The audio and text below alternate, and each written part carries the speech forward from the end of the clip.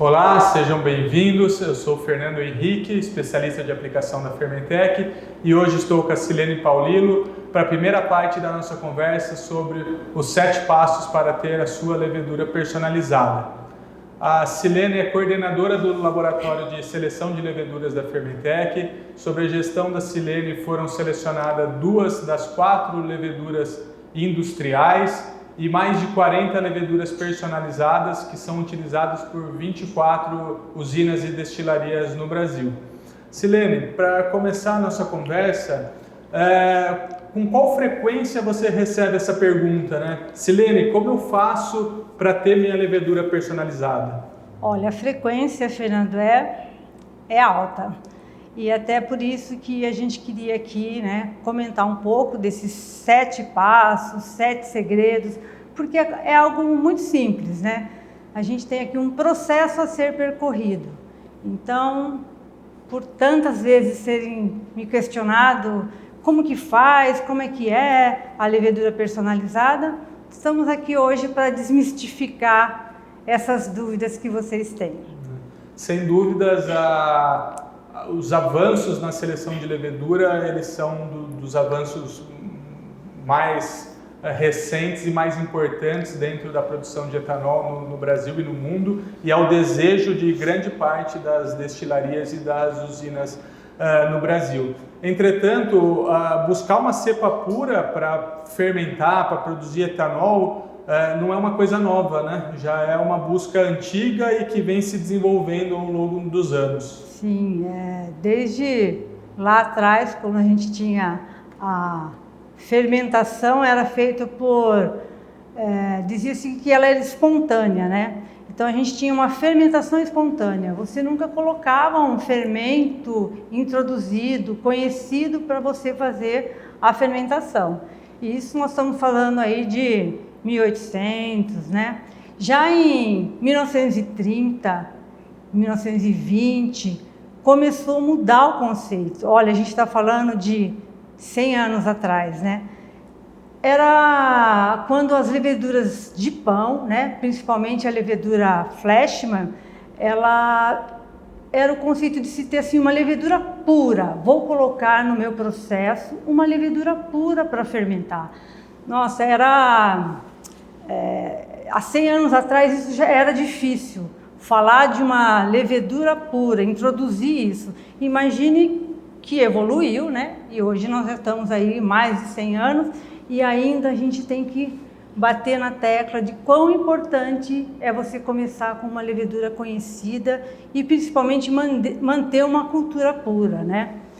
Aí nós temos até um dado de jornal, você vê a propaganda para uma levedura de pão, que hoje, como evoluiu, né, não é o que a gente recomenda mais, né?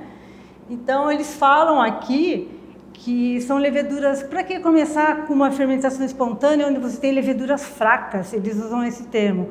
E esse avanço de mudar para uma cultura pura, eles já ganharam assim de 65%, que era o rendimento, né, fermentativo, foi para 73, 74. Olha o quanto para trocar por uma levedura de pão, né? Que interessante. Então, saímos das fermentações espontâneas, que aconteciam naturalmente, sem uma cepa pura, e passamos em 1930, quase 100 anos atrás, para o uso de cepas puras. Entretanto, não eram cepas específicas para a produção de etanol. Se utilizava cepas de leveduras de panificação. E quando esse cenário mudou? Quando começamos a utilizar leveduras selecionadas propriamente para a produção de etanol? Aí já em 1960, 1965, né, nós estamos aqui pegando um pouco de 1970, quando teve aí o avanço do pró-álcool, né? Então, tínhamos aqui 2 leveduras, né, a IZ 1830 e a IZ 1904, leveduras que foram isoladas no Instituto Zimotécnico na Exalc. Então já se buscava isolar uma levedura que viesse do processo, que fosse uma levedura boa, ATA, que foi aí o professor Tavares e o professor Amorim, né, leveduras que eles também isolaram para começar a fermentação, mas sempre lembrando que naquela época ainda não se tinham ferramentas, né, principalmente moleculares aí, para você fazer uma identificação daquela levedura. Então, eu isolava, tinha uma cultura pura, trabalhos de seleção, até de genética já eram feitos nessa época, mas colocava ali no processo, se a levedura ficava ou não, só se mudasse muito a fermentação para você ter essa percepção. Não se tinha como monitorar, como investigar qual levedura estava no processo, né? E os avanços dessas técnicas moleculares de identificação de levedura foram importantes na evolução desses programas de seleção de leveduras? Como a gente fala, levou o programa para um outro patamar, né? Se teve uma luz na escuridão, nós começamos a enxergar aquela levedura geneticamente diferente uma da outra, estou falando assim, DNAs diferentes, linhagens diferentes e o processo de seleção. Aí nós colocávamos a levedura, né, para começar a safra e conseguir acompanhar, será que é ela que ficou? Entrou uma selvagem? Então a cariotipagem, né, que veio aí na década de 90, é a luz que veio para a gente avançar no programa de seleção de leveduras, né? Aí tivemos a seleção, né, de leveduras como a Pedra 2, a CAT1, teve a BG também, né, BG1. Então, até hoje usada essa técnica. A cariotipagem, ela marca no início da década de 90 a modernização dos programas de seleção de leveduras e mais recentemente tem uma outra técnica molecular que marca o início das leveduras personalizadas. Sim, a gente tem aí, né, usamos também a técnica do DNA mitocondrial, né, é um pouco diferente, porque você está olhando o DNA das mitocôndrias e não mais do núcleo, e por ser um DNA conservador, é um DNA que você mantém de gerações em gerações, né? Então hoje a gente fala, olha, tem uma filha da Pedra 2, uma variante da CAT1. Como nós sabemos isso, né? Porque tem um cariótipo, às vezes, muito diferente. Sabemos porque o DNA mitocondrial dessas leveduras são iguais. Fala, opa, não é uma selvagem essa nova levedura. Ela é uma variante da pedra, variante da CAT. E hoje, né, até as variantes personalizadas. Que aqui em 2007 começou um programa de selecionar essas leveduras. Que o que é uma levedura personalizada? É aquela levedura que está no seu processo, na sua usina, que você identificou, ela dominou, ela persistiu e ela teve um bom rendimento. Olha, por que não usar esta levedura para começar a safra, para produzir o álcool, que ela está mais ambientada à tua usina? Então, nós iniciamos em 2007 também outra quebra de paradigma, porque nem todas personalizadas são lindas, maravilhosas, né? Um pouco de espuma, pode flocular um pouquinho, pode formar um cachinho, mas é a levedura própria daquela usina, vestida para, né? Então... Muito bem, então é um trabalho aí que se inicia em mais de 100 anos de estudo em cima das leveduras, desde a fermentação espontânea, passando por panificação, selecionada, culminando mais recentemente nas leveduras personalizadas. Acontece que as leveduras personalizadas a gente não compra na prateleira do mercado, a gente não compra de um fornecedor de insumos, eu não consigo pedir por suprimentos, ligar no fornecedor e quero 2 leveduras personalizadas, né? Existe um caminho a se trilhar, né? uma jornada para se cumprir para chegar nessa levedura. Exatamente, é o passo a passo aqui que nós vamos agora passar, né? Então você tem primeiramente fazer a escolha certa. Para começar a safra, o que eu posso fazer? Escolher a levedura que eu quero começar. Vou escolher uma levedura de pão? Não, nós falamos que isso era usado lá, 100 anos atrás, né? A levedura de pão não é apropriada para fazer álcool. Então, temos aí o programa de seleção, leveduras industriais, Pedra 2, CAT1, a FT858, a Fermel, são estas leveduras recomendadas para se iniciar a safra, né? Aqui, Silene, você trouxe para a gente um passo a passo, 7 passos para a gente trilhar esse caminho de sair de uma fermentação tradicional com leveduras que a gente encontra no mercado até você atingir sua própria levedura. Esse passo a passo vai nos permitir, ao longo desses 2 vídeos, da gente entender quais são o caminho que se precisa cumprir, mas também o cliente se posicionar em qual etapa ele está, Exatamente. o que ele já percorreu e qual o esforço que ele necessita para chegar no ponto final, né? Agora, terminando esses 7 passos, é só usar, opa, aonde eu estou, né? Posso já ter a minha? Estou perto? Estou longe? Que interessante. E você, Silene, você traz como a primeira etapa, né? Faça a escolha certa da levedura, né? Se nessa primeira etapa você pudesse nos passar uma dica, qual seria essa dica? O que é mais importante nessa linha de partida, nessa largada dessa corrida em busca da levedura personalizada? Como eu falei, começar com levedura selecionada, né? Isso é a escolha que você pode fazer, porque durante a safra vem os intempéries, chove, não chove, vira para açúcar, vira para álcool, isso não está na sua mão. O que está na sua mão? Escolher a levedura que eu vou começar a safra, né? Aí a gente não recomenda, então, a levedura de pão, por que não? E nem guardar uma levedura, estocar de uma safra para outra, porque essa levedura pode estar contaminada. Você não tem a garantia de que aquilo está puro, né? Que você vai guardar a levedura de uma safra para outra, ou vou pegar aqui do meu vizinho. No meio da safra pode até acontecer isso, de você precisar perder o fermento e ter que buscar no vizinho, mas não para iniciar, né? Isso está na sua mão, essa escolha. Correto. Então, se a gente observar a imagem aqui, a escolha a não se fazer, não utilizar a levedura de panificação, guardar as leveduras do vizinho, isso em função do que, Silene? Porque todo o trabalho de seleção e de investigar que levedura que está lá no processo, nós fizemos anos e anos isso. E a maioria das leveduras, porque a gente está buscando leveduras boas, que nós encontramos, mais de 91% são leveduras que vão causar algum problema. Essas leveduras que contaminam, que entram as selvagens, 91% a mais não são leveduras boas. São leveduras floculantes ou espumantes, ou fracas, né? Ou não aguentam aquele tratamento ácido. Virou tudo para açúcar, vem aquele melaço esgotado, a levedura vai embora. Escolhendo utilizar esse passo de não utilizar as leveduras selecionadas, tenho 91% de chance de não dar certo o meu programa de seleção de leveduras personalizadas. Exatamente. Em contrapartida, fazendo a escolha do uso de leveduras selecionadas, 100% dos casos das leveduras personalizadas se deram de usinas que iniciaram a safra com leveduras selecionadas. Exatamente. Então, assim, eu quero uma pérola, quero encontrar a minha personalizada no meio do quê? De coisas boas. Ela tem que ser melhor. Eu não vou encontrar no meio da levedura de pão, eu vou encontrar nas top, nas leveduras selecionadas. Então, a gente já tem um histórico que quem conseguiu a levedura personalizada são usinas que iniciaram a safra com leveduras selecionadas. E uma média desses clientes, 600 quilos de levedura selecionada. E por que aqui a gente está sugerindo 1.000?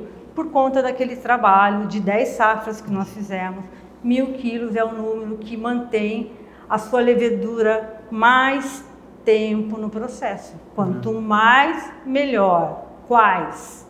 A variedade também, né? Perfeito, perfeito. Isso aqui é uma grande tendência do setor nos últimos anos, esse aumento da quantidade inicial de leveduras selecionadas, isso por 2 grandes motivos. O primeiro motivo envolve que a maior quantidade de levedura inoculada no início da safra resulta em um maior tempo de permanência dessas leveduras ao longo dos reciclos fermentativos. E o segundo motivo é o que nós temos chamado de arranque rápido, né? A quantidade de levedura selecionada utilizada no início da safra define quanto tempo nós vamos levar para atingir o nominal de produção de etanol daquela planta industrial, quantos dias nós vamos levar, quantas paradas nós vamos ter na moenda durante essa propagação do levedo, quanto mel eu preciso ter estocado para atingir a quantidade de biomassa viva para eu conduzir o meu processo. E existe uma tendência do setor de trabalhar com a propagação em tempo reduzido, de 1 a 3 dias já atingiu o nominal, e isso a gente necessita de quantidades um pouco maiores de fermento seco para atingir esse resultado. Então a primeira grande dica dentro dessa trilha, desse caminho que a gente precisa percorrer, é fazer a escolha certa da levedura que nós vamos utilizar para iniciar essa jornada. Iniciando a safra, Silene, começamos com leveduras selecionadas. a partir daí a gente precisa monitorar essas leveduras, a gente precisa fazer o acompanhamento da dinâmica populacional da levedura para começar a entender um pouco essas flutuações. Sim, e você descobrir, né, olha, eu estou começando com levedura selecionada, quanto tempo ela vai ficar e quem vai aparecer, né? É a nossa aí, a busca pela levedura personalizada. E que recurso que nós temos, que técnicas que são utilizadas para a gente fazer essa identificação? Como nós já comentamos também, né, a cariotipagem é o nosso carro-chefe, é a técnica mais utilizada e é a mais recomendada. Você consegue, através da cariotipagem, ter todo o cromossomo inteiro da levedura, né? São 16 aí cromossomos, numa média da Saccharomyces cerevisiae. Você separa já uma não Saccharomyces de uma Saccharomyces com essa técnica e é onde a gente consegue perceber rearranjos cromossômicos da levedura. E aí, mudou, não mudou, né? Quem que vai ajudar nessa etapa? Aí entra o DNA mitocondrial, quando a gente começa a ter muita diferença na cariotipagem e fala, será que é aquela levedura? Será que não é? Aplicamos a técnica do DNA mitocondrial, porque se o DNA mitocondrial for igual ou ali tiver uma banda ou outra de diferença, a gente já mata. Opa, a levedura selecionada aí está se modificando, já está deixando uma variante boa aí para a usina, né? Excelente. Então, existem ferramentas consagradas já de muitos anos e décadas sendo utilizadas para a identificação de leveduras e para acompanhamento desses padrões. E isso nos permite identificar leveduras dominantes e persistentes ao longo dos reciclos fermentativos. Uma levedura, quando ela apresenta essa característica de dominância e persistência, torna essa levedura uma candidata a se tornar uma levedura personalizada. A partir daí, o surgimento de uma candidata, a gente precisa preservar essa levedura, guardar essa levedura, deixar ela acionável para pesquisas, para avaliações e propriamente para reinoculação dessa levedura no processo industrial, né? Como que a gente guarda a levedura? Então isso é um trabalho de parceria, né? Tanto da Fermentec quanto da usina. A levedura apareceu, ela dominou, a gente já acende um alerta, opa, tem uma levedura dominando. Na próxima análise, essa levedura persistiu, ela apareceu de novo com dominância, opa, aí é a hora que nós selecionamos essa levedura, resgatamos e guardamos no nosso banco, né, de micro-organismos. E esse é um trabalho que a gente precisa fazer o quê? Manter preservado essas características genéticas dessa levedura. E como que eu faço isso?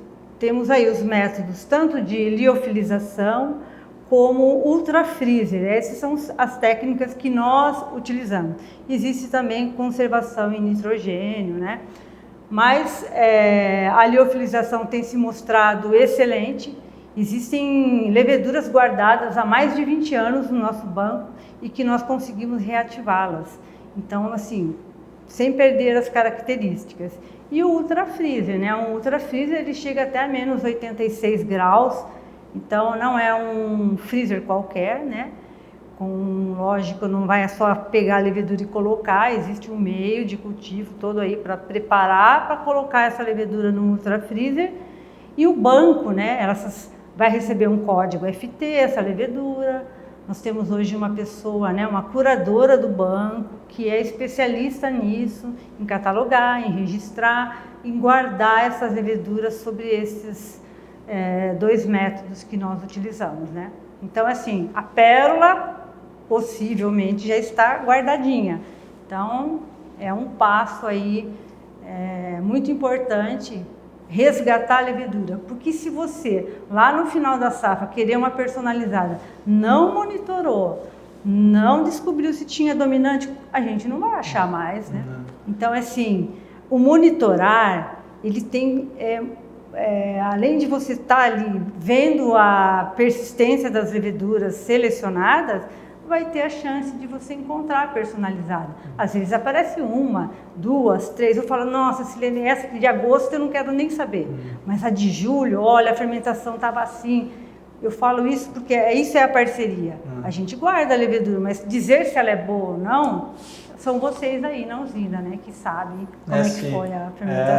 É até bastante comum o pessoal da usina reportar a gente, falar assim, 2 safras passadas aquela levedura era muito boa, pena que a gente não tem mais. E a gente olha para o cliente e fala assim, a Fermentec tem essa levedura guardada no seu banco de micro-organismos. A usina não tem mais essa levedura, mas a Fermentec mantém aqui esse desde banco que se ele fez monitoramento, está guardada.